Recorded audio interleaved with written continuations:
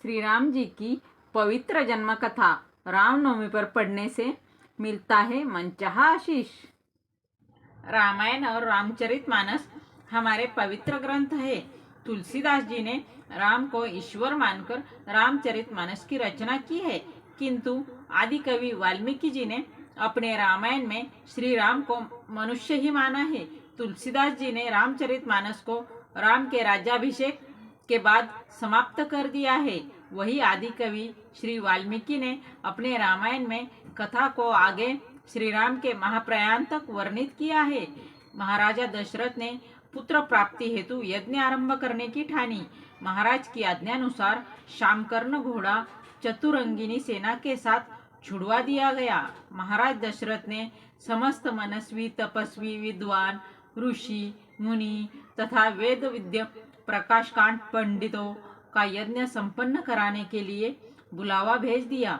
निश्चित समय आने पर समस्त अभ्यागतों के साथ महाराज दशरथ ने अपने गुरु वशिष्ठ जी तथा अपने परम मित्र अंग देश के अधिपति लोभपाद के जामाता श्रृंग ऋषि को लेकर यज्ञ मंडप में पधारे।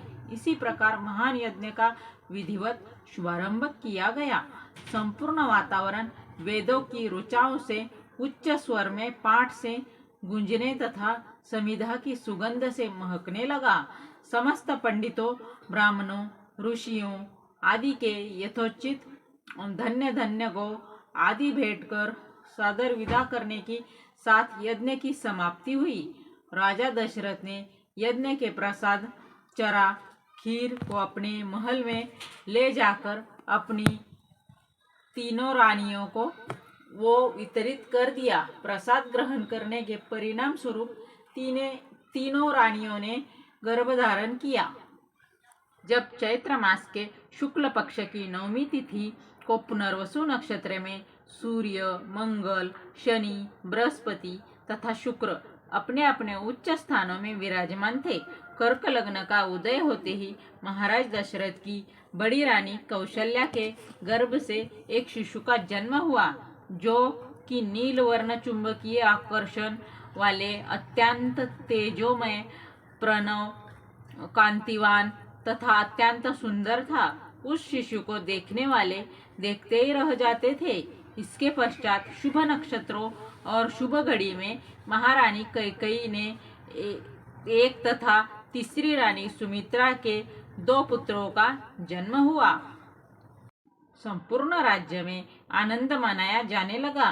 महाराज के चारों पुत्र जन्म के उल्लास के गंधर्व गान करने लगे और अप्सराएं नृत्य करने लगी। देवता अपने विमानों में बैठकर पुष्प वर्षा करने लगे।